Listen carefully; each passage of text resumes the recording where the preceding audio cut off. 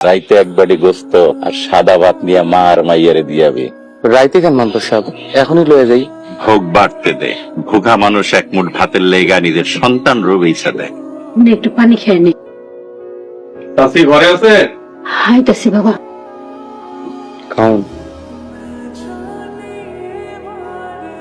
খালা, তুমি জিনুকে জলদি বিয়া দাও, নাইলে তোমরা বাঁচতে পারবো না। তুমি কর শুক্র, মাইয়াটারে আমি কার কাছে বিয়া দিব? মাতব সাহেবের ইশারা তোমরা বোঝো না? শক্ত সামর্থ্যবানের মানে কি? এই গ্রামে শক্ত সামর্থ্যবান মানুষ কে? মাতপুর সাপ। মাতব সাহেবের লগে জিনুকের বিয়া দাও, তাইলে তোমাকে সব অভিশাপ মুইসা যাইব। এইটা তুমি কি কইলা বাবা? আমার এই অল্প বয়সী মাইয়াটা রাতভরের মতো ওই বুইরা লোকটার লগে কেমনে বিয়া দেই?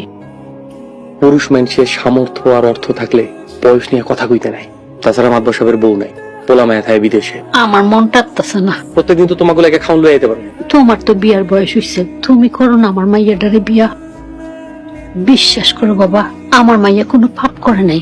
ওর লগে একটু দেখা করতে গেছিল, আর কিছু না বাবা। খালা, এটা তুমি কি কইলা? আমি তোমারে কইতেছি রাজার কথা, আর তুমি পড়ে আসো গোলাম নিয়া। ঝিনুকরে আমি বিয়া করলে মাতব সাহেব আমারে জানে বাঁচতে দিব? আমি মাতব সাহেবের সামান্য গোলাম। খালা, ঝিনুকরে মাতব সাহেব বিয়া করলে গ্রামের আইন পাল্টায় যাইব। কিন্তু আমার মন তো টানতেছে না বাবা। আমার সামর্থ্য থাকলে ঝিনুকরে আমি দুজক থেকে উদ্ধার করে লয়ে যাইতাম। আমি মাতবরের সামান্য গোলাম, আমি নিরুপায়। খালা, আমার তুমি মাফ করে দিও। তুমি কও, অহন আমি কি করু? তুমি রাজি থাকলে ঝিনুকরে মাতব সাহেব বউয়ের মর্যাদা দিই। মাতব সাহেবের বউর এই সমাজে কেউ কলঙ্কনি কখনোই সাহসী পাইব না। সমাজে তোমাকে ইজ্জত আরো বাইরে যাইব। কিন্তু বাবা। মা তুমি চুপ করো। শুক্র ভাই, আমি বুঝা গেছি আপনার আর কিছু কইতে হইব না। খবর কি শুকুর? আপনি শেরওয়ানি আর পাগড়ি পরে রেডি থাক। আপনার মতো সুন্দরী পাইতে আমার যে কত কষ্ট করতেছে আপনি জানেন? মাতবর সাহেব কি যে কয়, এক মুঠা ভাত দিলেই তো আমার মতো কত গরিবের সুন্দরী মেয়ে আপনার লাগে বিয়া করে।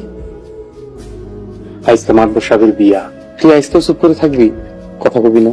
আরে নসু, আপনি কই খেতেছেন? একটা সালিশি আছে। আপনি একটু খারাপ। আপনি সাদা পাঞ্জাবিটা পরেন, আপনি বলেন সাদা মনের মানুষ। আপনি মাতবর সাহেব, আপনি এই সাদা পাঞ্জাবিটা পরেছেন, আপনার অনেক সুন্দর। আব্বা সাহেবা, মাশাআল্লাহ, আপনার তো অনেক সুন্দর লাগতেছে। এমনি করে কি দেখেন চাষি? তুমি আমার শাস্তি কও কেন শুক্র? তাইলে কি করবো? মাতবর সাহেব। ঠিক আছে মাতব সাহেবা, কিন্তু আপনি আমার দিকে এমনি চাই আছেন, আমার ডর করতেছে। ডরের কি আছে? সালিশের কি হইলো? আর কইেন না। শেষ হয় নাই কেন? ছোট ভাই 4 বছর পর বিদেশ তাই কইলো তার সব টাকা পয়সা বড় ভাই খাই ফেলাইছে। তা বড় ভাই এখন কি চায়? বড় ভাই কইলো আমি খাই নাই, সব টাকা সংসারে খরচ হয়েছে। খোঁজ নিয়ে দেখেন বড় ভাই কোথাও জমি জমা কিনছে নাকি। যদি কিনা থাকে তাহলে এইটাও খোঁজ নেন, 4 বছর হে কি এমন রোজগার করছে এই টাকা দেখে জমি জমা কিনছে। আপনার মাথায় তো দুনিয়ার বুদ্ধি। আমি জানি আমার আপনার পছন্দ হয় নাই। পছন্দ হইব না কেন? আমি বুড়া মানুষ। কে কইছে আপনি বুড়া? আপনি আমার চোখে এখনো মাশাআল্লাহ অনেক চোখ। আপনি যে কি কর, জামাই বুড়া না জোয়ান এটা স্ত্রীর থেকে ভালো কে জানে। আপনি এটা সত্য কথাই কইছেন।